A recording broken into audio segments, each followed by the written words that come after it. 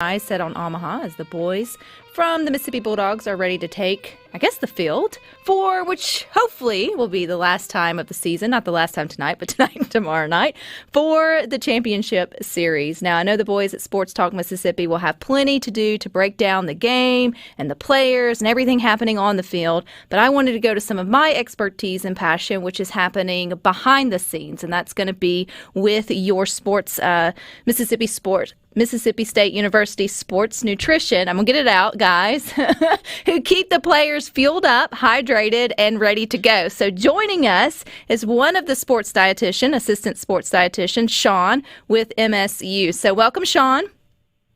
Hey, Rebecca. Thanks for having me. Well, I am so excited that you agreed to this because I know it's not usually you guys that get the media invites to talk about what's going on behind the scenes, but I think it's so neat to hear about all the pieces that it takes there at the university to get our players in, peak performing state so they can do their best at what they do. And for the Bulldogs, that's right now playing baseball. So just give us a little bit of a background on what exactly the sports nutrition department there at State does year-round for the baseball team.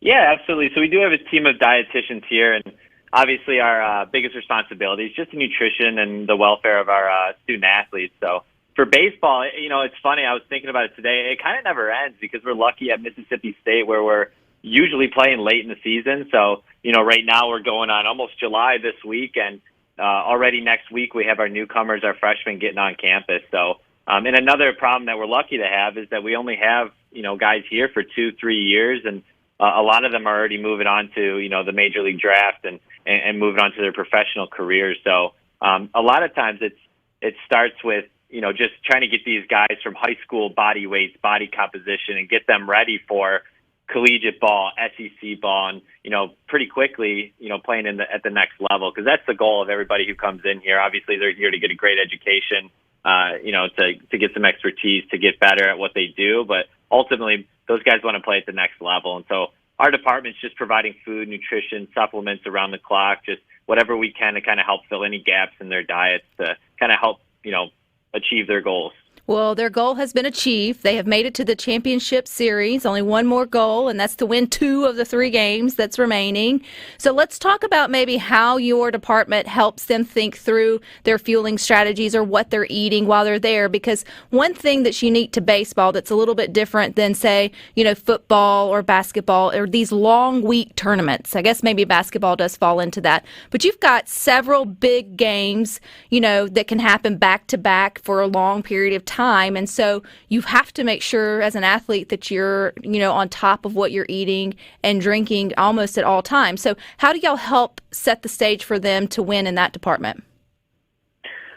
Yeah, and I think the challenge is just trying to replicate what you do here on a daily basis. We have such a home field advantage, and it's, obviously starts with our fans and being at home and sleeping in your own bed, but it also is your nutrition too. They get to wake up in a familiar place, eat in a familiar place, a familiar food, and then they kind of have our resources that we always have at home, at their fingertips. So when they're on the road, this year down in Texas to start the year, and then the SEC tournament, and then obviously this is, a very long stay in Omaha. It's a challenge, and it takes a village. Our director of operations, Roger, is fantastic at what he does and implementing all those ideas on the road and everything that, we envision for our student athletes, especially our baseball players. So it's just replicating it, eating the same time frame, 3.5 hours before our game starts, no matter what time, our first pitch is. We're trying to eat 3.5 hours before, and then having everything that they usually have here in their dugout. And that it takes a lot of efforts, a lot of logistics, because, flying to Omaha and we have our big Hail State buses there, we got to pack everything that we want to send and send it, a day and a half ahead of time, because they got to drive out there and meet our players first thing when they get off that plane. So we need to have everything on that bus for, minimal 2 games, maximal, however many games it's been, 5, 6, 7 games. So it takes a lot of effort, a lot of people, and a lot of moving parts to kind of replicate what we do at home. on the road, and especially when you're there for 7, 10 plus days, like we are lucky enough to be in Omaha this year. It just takes a lot more people. So if math is hard on air, Sean, but if I can count back 3.5 hours, that would mean that the Bulldogs are eating their final meal or have eaten it within this last hour here on Good Things, leading up to the 6 o'clock game tonight. Do you know what's on their menu? What are they eating prior to the first game of the championship series? It's honestly not what's on their menu. It's kind of what's not on their menu, because that's probably a smaller list than what's on it, because we give them so many options. We have multiple lean proteins, and then we have some guys who are playing. We try not to get it too fancy because we don't want to, have spicy chicken or something that might upset someone's stomach or that they're not used to. So there's always the proteins, the seafoods, the salmons, the chickens, trying to keep it low fat, but get enough protein. There's always vegetable options, a salad bar, fruit bar, pasta stations. We love to do pasta stations here and have action stations where the chefs are cooking it for them so they can get exactly what they want, exactly what they need, so that they're comfortable going out there. And on the road, it's even more of a variety just because, we don't have the same chefs when we're on the road. We have, a little bit different of a scenario. So the more options we have, the more things we put in front of them, the more likely they are to be comfortable with the options that are in front of them. So I don't want to give you too much. If I told you, I'd probably have to kill you because it is a little bit of our secret here, but just kidding. But yeah, so they have tons of options. They'll have a bunch of bars and variety. We don't plate it for them. They're good to go ahead and, plate it themselves. So I'm curious, who's a bigger diva, football players or baseball players, when it comes to their need for snacks? So do our baseball players have specific snacks they like to have there in the dugout? They do. I would say, I don't handle our football team directly, so I won't speak for them too much.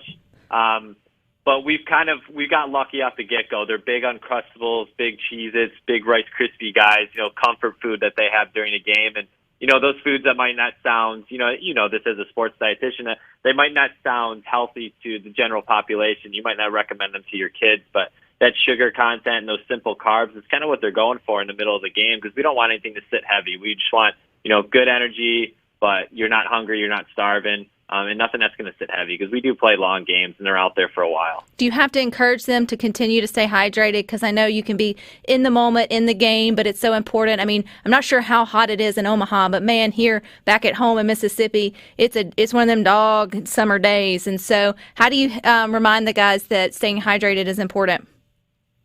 Yeah, and, especially during our super regionals here in Starkville, I think the heat index for most of the games is well over 100. And so we were preaching to the guys, hey, this is an advantage to us. Notre Dame's a fantastic team, but they're kind of coming from a little bit of a Midwest climate. And, it does get hot up there, but it's, as we both know, it's different in Mississippi. The humidity, the heat will get to you. So the biggest thing is being proactive instead of reactive. If you're trying to hydrate the guys when they're already cramping, it's probably a little bit too late. So we sent them all home with a big hydration bag the night before, tons of electrolytes, tons of fluids and things like that, and just telling them, this is our advantage. This is why we play at home in the super regionals. This is why we win as many games as we do and try and get that national seed, so we have this advantage when, June rolls around. So, the guys do a very good job. They act like professionals from everything they do, from BP sessions to their nutrition. So they took it seriously, and they did a great job. And, we obviously had a ton of products on hand for if anyone was starting to tighten up a little bit in that heat, because some of it is inevitable. They're going to get a little bit tighter than usual. They're going to be sweating a little bit more than usual. So we have to make sure we're ready. Our sports medicine staff is fantastic, and they do a great job of that. And like I said, it takes a village. So we have everything on deck, from pickle juice to Gatorade and everything in between. So we're going to go ahead and claim it, Sean, that when they win the second game and they make it official that they, have won the College World Series there in baseball, do you let them off the hook? Are they allowed to do Krispy Kreme? Do they go to a steak night? Is there any celebratory with food? I mean, after they have followed all the plans for so long, can they go wild when they won? Oh, yeah. I'll let them off the hook for a while, and especially if they do that, they can have an extended break from me.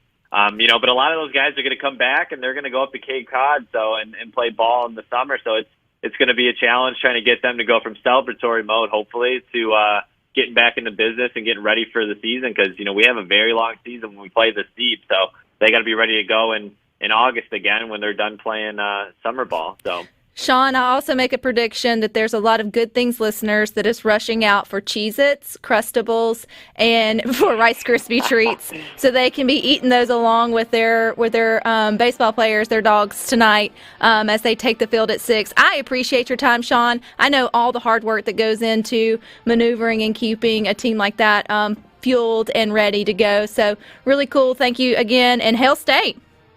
Thank you, Rebecca. Hail State. All righty, you guys stick with us. More for you coming up next.